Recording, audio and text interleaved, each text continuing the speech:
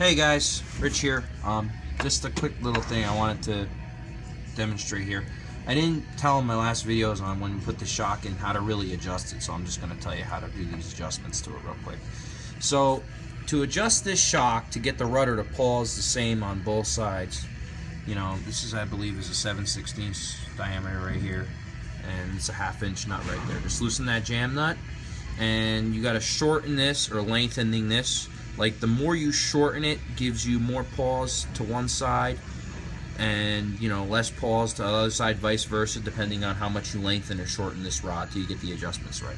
But also, adjusting the spring tension on the shock affects that adjustment. So first thing you want to do is set this to about here, where you have about a 1/2 inch to 1 inch gap. That's where I like to set the spring tension on these. Once you have it set to about there, then you want to go and adjust this here and here, and just play around with it till you get an even pause on both sides. You know, I count 1, 2, 3, 1, 2, 3. Count the pausing on both sides. Like I said, I like to set these to where they're right about on the edge right here.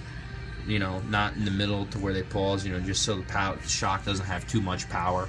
And once again, that determines on what type of pulley you're running on your mousetrap here. So I just want to make a good video on when you do the adjustments. That's how you set this up. And obviously you want to get a 6-pound ball and just make sure that paddle has enough time just to let the 6-pound ball in on both sides. Let it push it out. And even if it does push it out a little bit, at least by the time the ball rolls back, the paddle is on the other side and the ball goes in. As long as it does that, it should be fine. Like I said, I like to set these to where they don't have so much power that they even, say if a 16-pound ball goes in the door and it does push it out, if it starts to push it out, at least it stops and kind of lets the ball in, because that's a lot of pressure on the shock. So just, take note of those adjustments when you do these adjustments. So that is how you adjust the shock. First thing you want to do is make sure you got these centered on both sides. And sometimes you may have to move this like left or right, a little bit, and make sure, very important, uniball washers, that they're both facing in on both sides, so it's not binding against here. You want to have these uniball washers on. I mean, you don't really need them here. I mean, I have the one on back there, but I don't have the other one on. I mean, as long as it moves and it's not binding against anything, it's fine. But it's very critical that you do have the uniball washers on right here. So just take note of that. And the jam nut for spacing. And you will not need this jam nut if you change this crank plate, but because I have the light ball sensor one on here, you need to do this. So just wanted to make a good detailed video, and that's how you perform the adjustments on this shock.